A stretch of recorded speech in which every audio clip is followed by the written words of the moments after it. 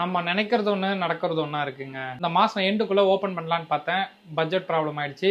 நம்மக்கிட்ட ஒரு 3,08,000 தாங்க இருக்குது. மொத்தம் 219 நாள் அதுக்காக ஓட்டியிருக்கோம்.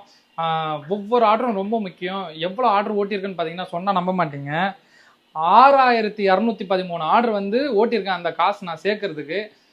சும்மா இல்லைங்க, எத்தனை படிக்கட்டு ஏறியிருப்பேன், எவ்வளோ மழையில் நனைஞ்சிருப்பேன், எவ்வளோ வெயில், அதெல்லாம் பொருட்படுத்தாமல் கடை இல்லாமல் ஒரு பிஸ்னஸ் பண்ணணும்னு நினச்சேன்.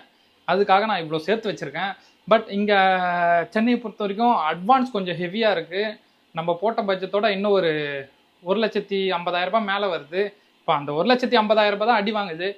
அதான் எனக்கு ஒன்றும் புரியல. ஏன்னா நான் இந்த மாதம் எண்டுக்குள்ளே ஏதோ ஒன்று சின்னதாவது ஆரம்பிச்சிடலாம், ஒரு 100 ஸ்கொயர் ஃபீட்லேயோ 80 ஸ்கொயர் ஃபீட்லேயோ நம்ம கடை ஆரம்பிச்சிடணும் அப்படின்ட்டு ஒரு வெறியில் இருந்தேன். பட் அதெல்லாம் முடிஞ்சிச்சு. ஏன்னா அந்த மாதிரி ஒரு கடையும் கிடைக்கல. அந்த அளவுக்கு அட்வான்ஸே 1,50,000 ரூபா 2,00,000 கேட்குறாங்க. இப்போ அங்கே லாக் ஆகி நிற்கிறேன். இப்போது கடை வாங்கணும்னா இப்போ கூட வாங்கிடலாங்க, ரெடி.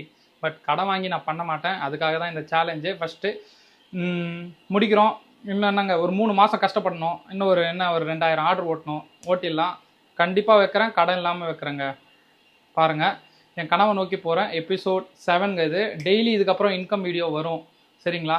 இதுக்கப்புறம் ஒவ்வொரு நாளும் ரொம்ப முக்கியம்.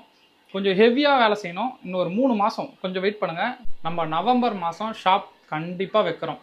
நோட் பண்ணிக்கங்க. பாய்.